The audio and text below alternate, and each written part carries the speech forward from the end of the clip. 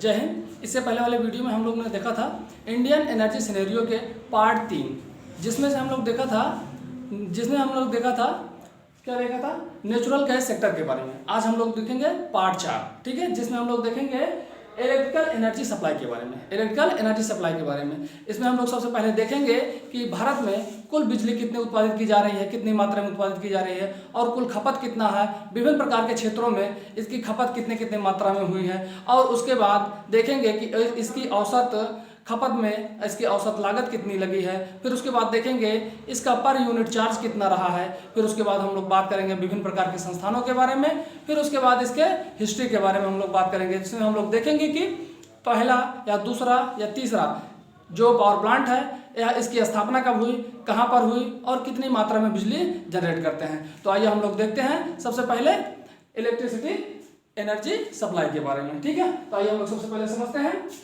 यहाँ पर हम लोग देखते हैं बिजली उत्पादन में भारत जो है पूरे विश्व का तीसरा स्थान पर रहा है। और इसके बाद बात करते हैं 2021-22 में इसका कुल उत्पादन जो रहा है 1719.442 ट्रिलियन वाट आवर रहा है, जिसमें से केवल 1484 ट्रिलियन वाट आवर का यूज किया है। और उत्पादन क्षमता की बात करते हैं तो आज यहाँ पर देखते हैं कि भारत की जो उत्पादन क्षमता है वह कितना है, 4,10,339 मेगावाट उत्पादन क्षमता है, ठीक है। अब यहाँ पर हम बात करते हैं लगभग कितना है, 410.3 गीगावाट यह लगभग उत्पादन क्षमता है, ठीक है। इसके बाद हम लोग बात करते हैं 2019 के अनुसार प्रति व्यक्ति औसत उपयोग की बात करते हैं। तो यहाँ पर देखते हैं प्रति व्यक्ति औसत उपयोग 1208 किलोवाट आवर पर व्यक्ति था, ठीक है।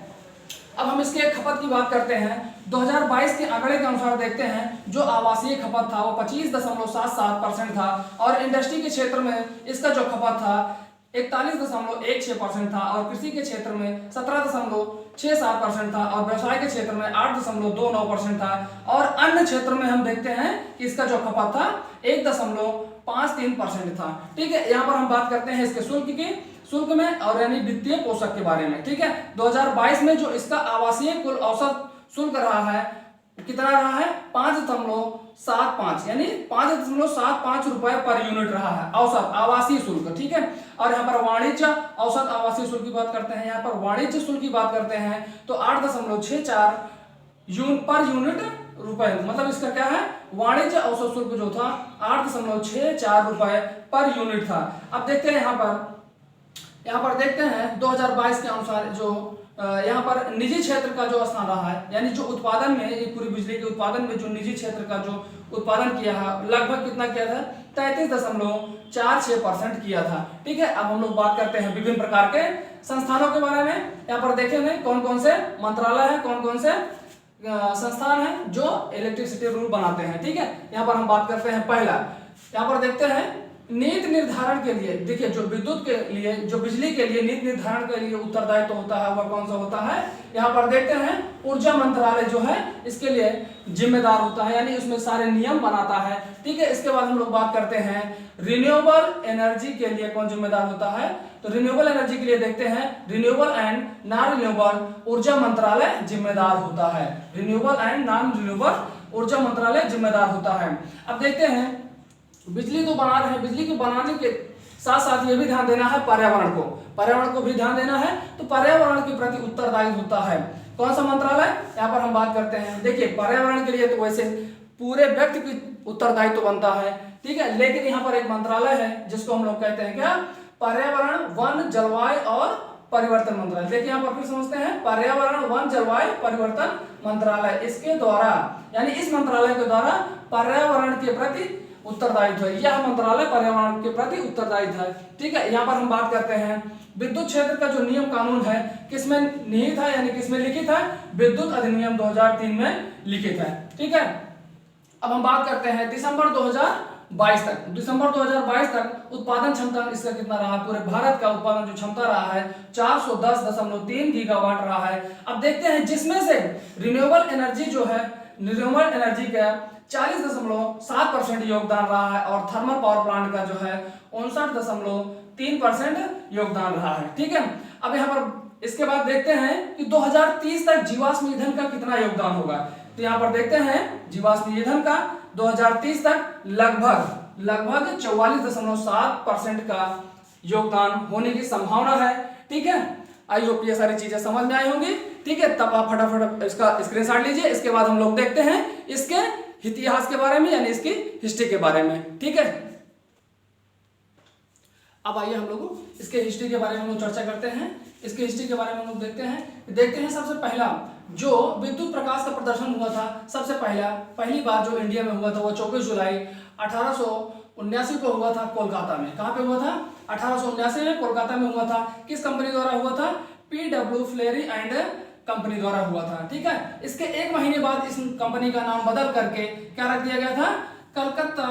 कोलकाता इलेक्ट्रिक सप्लाई कॉर्पोरेशन इसका नाम रख दिया गया था। फिर इसके बाद देखते हैं फर्स्ट हाइड्रो पावर प्लांट, यानी जो भारत में पहला हाइड्रो पावर प्लांट का जो स्थापना हुई थी 1897 ईस्वी में हुई थी, यानी दार्जिलिंग में हुई थी। कितने में? 1897 में दार्जिलिंग में हुई थी। ठीक है, एशिया का फर्स्ट इलेक्ट्रिक स्ट्रीम लाइट का प्रदर्शन जो किया गया था, फर्स्ट इलेक्ट्रिक स्ट्रीम लाइट का प्रदर्शन किया गया 5 अगस्त 1905 को कहां पे? बेंगलुरु में किया गया था। ठीक है, इसके बाद हम लोग बात करते हैं फर्स्ट इलेक्ट्रिक ट्रेन इंडिया में जो चली थी 3 फरवरी 1925 को मुंबई में चली थी। यहाँ पर विक्टोरिया टर्मिनल से कुर्ला के बीच में यह ट्रेन चली थी। ठीक है, इसके बाद हम लोग बात करते हैं जो भारत में हाई वोल्टेज की लैब, यानी पहली हाई वोल्टेज की लैब 1944 ईस्वी में। कब? 1944 ईस्वी में। किस कॉलेज में हुआ था? गवर्नमेंट इंजीनियरिंग कॉलेज जबलपुर में हाई वोल्टेज यानी पहला हाई वोल्टेज लैब की स्थापना हुई थी। ठीक है, फिर उसके बाद हम लोग बात करते हैं भारत का जो पहला पूर्ण सौर ऊर्जा संचालित हवाई अड्डा पूरे विश्व में, ऐसे भारत का ही नहीं है पूरे विश्व का पूर्ण सौर ऊर्जा संचालित हवाई अड्डा जो है इस पहला बना था 18 अगस्त 2015 को। यहाँ कोचीन हवाई अड्डा, कौन सा है? कोचीन हवाई अड्डा। क्षेत्रीय आधार के, देखिए क्षेत्रीय आधार पर ग्रिड का प्रबंधन किया गया था। किसका? ग्रिड का प्रबंधन किया गया था कब? 1960 के दशक में। 1960 के दशक में ग्रिड का प्रबंधन किया गया था। फिर इसमें देखा गया था कि 5 ग्रिड बनाए गए थे। कितने? 5 ग्रिड बनाए गए थे। इसके बाद देखते हैं राष्ट्रीय ग्रिड का योजना की शुरुआत, जो राष्ट्रीय ग्रिड की योजना थी उसकी शुरुआत जो हुई थी 1990 के दशक में हुआ था। यहाँ पर बात करते हैं क्षेत्रीय ग्रिड का जो पहला इंटरकनेक्शन हुआ था, जो क्षेत्रीय ग्रिड का पहला इंटरकनेक्शन हुआ था, इसमें उत्तरी पूर्वी ग्रिड और पूर्वी ग्रिड दोनों को जोड़ा गया था। कब? अक्टूबर 1991 ईस्वी में। ठीक है, फिर इसी ग्रिड में हम लोग देखते हैं कि मार्च 2003 में पश्चिमी ग्रिड को जोड़ा गया। ठीक है, इसी ग्रिड में क्या है? मार्च 2003 में पश्चिमी ग्रिड में जोड़ा गया। फिर उसके बाद देखते हैं अगस्त 2006 में इसी में क्या किया गया? उत्तरी ग्रिड को जोड़ा गया। और उत्तरी ग्रिड को जोड़ने के बाद इसी उत्तरी ग्रिड को क्या किया गया? केंद्रीय ग्रिड का निर्माण किया गया, यानी इसको केंद्रीय ग्रिड का नाम दिया गया। ये केंद्रीय ग्रिड बना। फिर उसके बाद बात करते हैं दक्षिणी ग्रिड। जो दक्षिणी ग्रिड है 31 दिसंबर 2013 को बना। ठीक है, इसको जो दक्षिणी ग्रिड है इसको जो है अंतरराष्ट्रीय ग्रिड घोषित किया गया था। ठीक है, दक्षिणी ग्रिड में हम देखते हैं कि उसमें 765 केवी की ट्रांसमिशन लाइन गई हुई थी। ठीक है, किसमें? दक्षिणी ग्रिड में 765 केवी की जो ट्रांसमिशन लाइन थी वो गई हुई थी। ठीक है, अब हम लोग बात कर रहे हैं जो रिन्यूएबल एनर्जी है अब जीवाश्म ईंधन को बहुत ही पीछे छोड़ रहा है। यहाँ पर इसका मतलब क्या है? इसका मतलब यह है कि रिन्यूएबल एनर्जी का यूज ज्यादा हो रहा है। इसके यूज से हम लोग एनर्जी ज्यादा उत्पन्न कर रहे हैं और जीवाश्म धीरे धीरे क्या हो रहे हैं? खत्म हो रहे हैं। ठीक है, आई होप ये सारी चीजें आपको समझ में आई होंगी। ठीक है, इसके बाद हम लोग मिलते हैं नेक्स्ट वीडियो में, नए पार्ट में। देखते हैं हाइड्रो पावर जनरेशन या हाइड्रो पावर प्लांट के बारे में, या फिर देखेंगे हाइड्रो पावर सप्लाई के बारे में। ठीक है, मिलते हैं नए वीडियो में, तब तक के लिए जय हिंद।